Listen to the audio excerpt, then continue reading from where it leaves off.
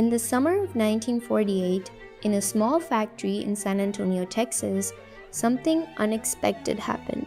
A machine was being used to dry corn, but instead of producing only cornmeal, it left behind sticky, puffed ribbons of corn. The pieces clung to the hot metal walls. A curious factory worker scraped them off. He fried them. Then he tasted one. It was crunchy, it was airy, and it was completely different. No one in that room could have imagined what that strange little scrap would become.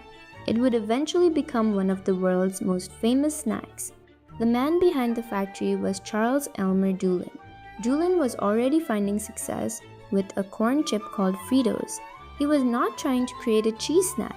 He was simply trying to solve a manufacturing problem.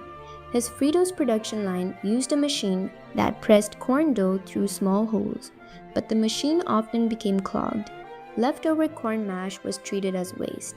Instead of throwing it away, Doolin decided to experiment. He pushed the leftover cornmeal through an extruder. The machine puffed it into light, airy curls. He fried them.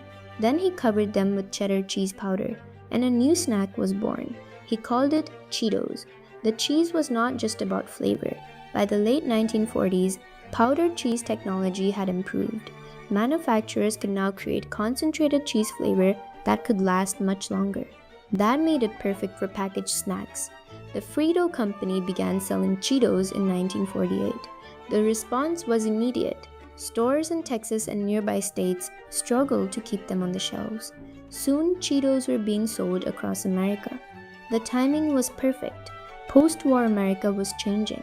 Supermarkets were growing, convenience foods were becoming popular, and brightly packaged snacks were finding their way into American homes. Then came the 1950s and 1960s. Cheetos continued to grow. In 1961, the Frito company merged with the H.W. Lay company. The new company became Frito-Lay. This gave Cheetos access to a much larger distribution network.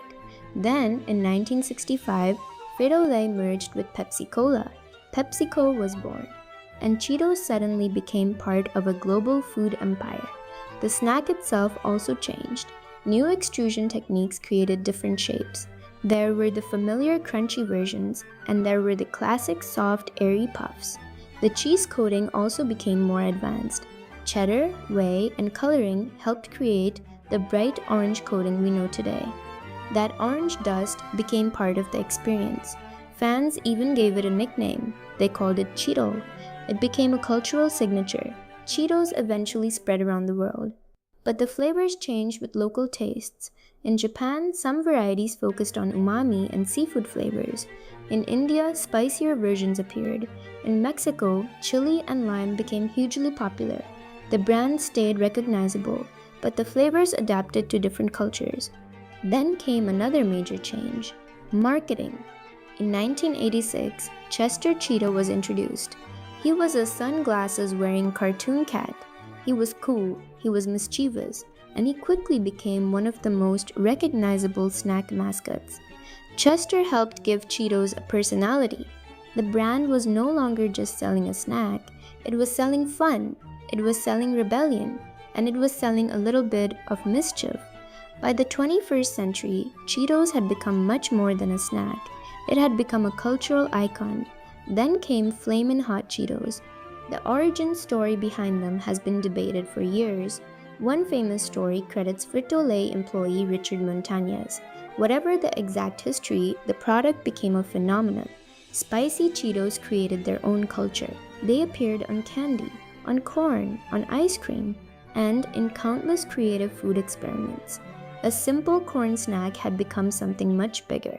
Yet the most fascinating part of the story is still how it began. Cheetos started with something that looked like waste, a leftover piece of cornmeal, a strange mistake, a sticky mess on a machine. But someone noticed it, someone experimented with it, and someone decided not to throw it away. Today, Cheetos are eaten around the world, but at their core, they are still what they were in 1948. Puffed corn, cheese powder, and a little bit of curiosity. So the next time you reach into a bag of Cheetos, remember how the story began. not with a billion-dollar plan, not with a perfect invention, but with a strange little piece of food stuck to a machine. Sometimes, the things we call mistakes are simply discoveries waiting to happen. Subscribe to Timeless Tales for more